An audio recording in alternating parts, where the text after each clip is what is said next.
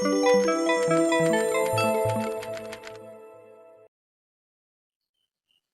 सभी को बुद्ध पूर्णिमा की बहुत बहुत शुभकामनाएं।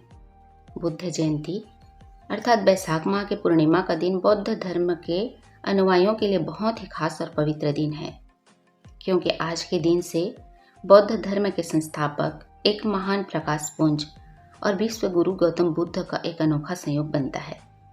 बैसाख माह के पूर्णिमा के दिन गौतम बुद्ध का जन्म हुआ। आज ही के दिन उन्हें ज्ञान प्राप्ति हुई तथा बैसाख माह के पूर्णिमा के दिन वे निर्वाण प्राप्त किए। आइए जानते हैं सिद्धार्थ गौतम के गौतम बुद्ध बनने तक के सफर के बारे में। गौतम बुद्ध का जन्म साक्यगढ़ राज्य की राजधानी कपिलवस्तु के निकट लुम्बिनी नामक वन में हुआ। उनके पिता राजा शुद्धोधन और माता महामाया देवी ने उनका नाम सिद्धार्थ रखा। उनकी माता की मृत्यु के बाद उनका पालन पोषण उनकी मौसी गौतमी ने किया, इसलिए वे सिद्धार्थ गौतम भी कहे जाने लगे। सिद्धार्थ का जन्म समारोह बहुत धूमधाम से आयोजित किया गया, जिसमें बड़े बड़े ऋषि मुनियों को उन्हें आशीर्वाद देने के लिए आमंत्रित किया गया था। तब उस समय के प्रसिद्ध साधु दुष्टासित ने सिद्धार्थ को देखकर यह भविष्यवाणी की कि यह बच्चा या तो एक महान राजा बनेगा या एक महान संत बनेगा, जो कि विश्व का पथ प्रदर्शन करेगा।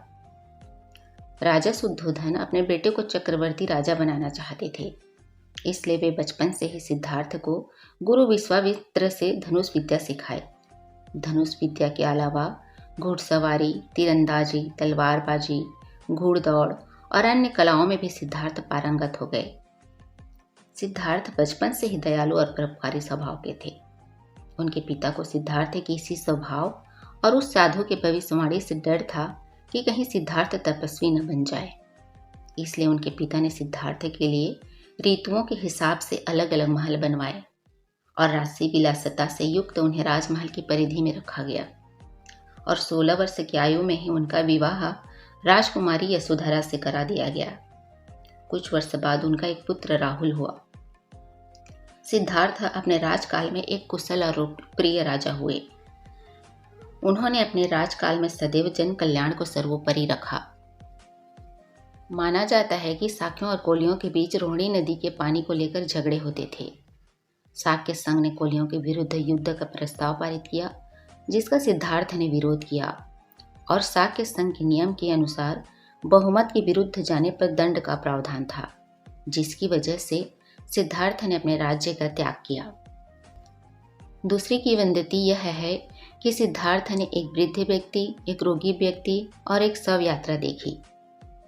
इन तीनों दृश्यों को देखकर सिद्धार्थ का मन बहुत विचलित हो उठा। वे मन ही मन सोचने लगे कि धिक्कार है ऐसी जवानी, ऐसा स्वास्थ्य और ऐसे जीवन का, जो इतनी जल्दी अपना अध्याय पूरा करके समाप्त हो जाता है। जीवन के इन तीनों दर्दनाक दृश्यों को देखकर सिद्धार्थ का राजकाज और यौवन से मोह भंग हो गया। उनके मन में सैकड़ों सवाल उठ रहे थे कि वे अपने जीवन में ऐसा क्या करें जिससे जन जन तक ज्ञान का प्रकाश फैलाकर उनका कल्याण कर सकें। फिर कुछ दिनों बाद सिद्धार्थ जब बगीचे की सैर पर निकले थे, तब उन्होंने एक सन्यासी को देखा। उस साधु के चेहरे पर सूर्य सा तेज था, प्रसन्नता थी। तब से वे मन ही मन उस साधु की प्रसन्नता का कारण ढूंढने लगे और उन्होंने पाया कि वह साधु मोह माया, जय पराजय, लाभ हानि से मुक्त है, इसलिए प्रसन्नचित्त है। इस तरह से सिद्धार्थ ने समझ लिया कि इस संसार में ऐसा कोई प्राणी नहीं है जिसे दुख ना हो। उनके अनुसार दुख को कभी अपने आप के ऊपर हावी नहीं होने देना चाहिए, उसे एक सामान्य स्थिति ही समझना चाहिए। अंततः वे दुख पर विजय पाकर 29 साल की उम्र में राजमहल का मोह त्याग कर तपस्वी बन गए और अपना राजमहल छोड़कर जंगल की ओर निकल पड़े। सिद्धार्थ का मानना था कि एक राजा का सीमा क्षेत्र अपने राज्य तक ही रहता है, लेकिन एक साधु बनकर देश में कहीं भी भ्रमण करके जन कल्याण किया जा सकता है, इसलिए उन्होंने गृह त्याग किया। सिद्धार्थ ने वैशाली के अलार कलाम से सांख्य दर्शन की शिक्षा ग्रहण की। उसके बाद उद्धक और रामपुत्र से योग साधना और समाधि लगाना सीखा। फिर वे निराकार रहकर उर्वेला में कठोर तपस्या करने लगे। निराहार रहने की वजह से सिद्धार्थ का शरीर दिनों दिन क्षीण होने लगा। तब सिद्धार्थ ने कठोर व्रत को तोड़ा और भोजन ग्रहण करके अपने जीवन के नियमों में मध्यम मार्ग अपनाया। सिद्धार्थ अपने जीवन में मध्यम मार्ग अपनाकर निरंजना नदी के किनारे पीपल वृक्ष के नीचे विपस्यना ध्यान के द्वारा बुद्धत्व का आनंद प्राप्त किए। वह दिन वैशाख माह की पूर्णिमा का दिन था। उस दिन सिद्धार्थ को बुद्धत्व की प्राप्ति हुई। उसी दिन से सिद्धार्थ गौतम बुद्ध कहलाए। जिस वृक्ष के नीचे उन्हें ज्ञान प्राप्त हुआ वह बोधि वृक्ष, और जिस स्थान पर उन्हें ज्ञान प्राप्त हुआ वह बोध गया के नाम से प्रसिद्ध हुआ। कहा जाता है कि जब गौतम बुद्ध को ज्ञान की प्राप्ति हुई तब वे स्वयं के ज्ञान के प्रकाश में सराबोर होकर कुछ दिन तक मौन रहे। उनके जीवन का मुख्य उद्देश्य लोगों को उनके दुख से बचाना था। इसलिए उनके दुख से दुख करने के लिए अपना पहला उपदेश अपने 5 साथियों को सारनाथ में दिए, जिसे बौद्ध धर्म ग्रंथ में धर्म चक्र परिवर्तन कहा जाता है। गौतम बुद्ध ने लगातार 45 वर्ष तक कौशल, कौशाम्बी, श्रावस्ती तथा कई अलग अलग जगहों में ज्ञान का उपदेश देते हुए 80 वर्ष की आयु में कुशीनगर में निर्माण प्राप्त किए। बुद्ध धम्म संघ बौद्ध धर्म के महत्वपूर्ण अंग हैं।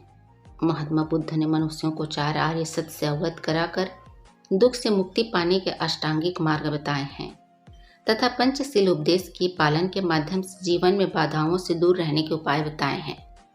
त्रिपिटक बौद्ध धर्म का प्राचीन ग्रंथ है, जिसमें महात्मा बुद्ध के उपदेशों को संग्रहित किया गया है, जिसे आज भी बौद्ध धर्म के अनुयायी देश विदेश में भ्रमण करते हुए लोगों को जागरूक करते हैं। गौतम बुद्ध ने समाज में व्याप्त भेदभाव को दूर करने के लिए सदैव सत्य, अहिंसा और करुणा का भाव सिखाया। बुद्ध के जीवन का मुख्य उद्देश्य दुख से मुक्ति है और उन्होंने बताया है कि कर्म, ध्यान और बुद्धि दुख से मुक्ति पाने का प्रमुख साधन है। उन्होंने लोगों को संगठित करके लोक कल्याण की भावना का विकास किया। सैकड़ों वर्ष पूर्व दिए गए गौतम बुद्ध के संदेश आज भी प्रासंगिक और तर्कसंगत हैं।